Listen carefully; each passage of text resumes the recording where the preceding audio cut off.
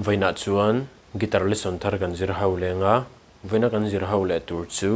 CFL ming thangan charlo mit tuitlak ti hla sakha guitar perda kan zir hawang hela hi kepo first freta karon vonga sin kan langa nyama g sanga f kan ke kan hmang ngote kan strumang down down up down up down down down up ti khano down down up down up down down down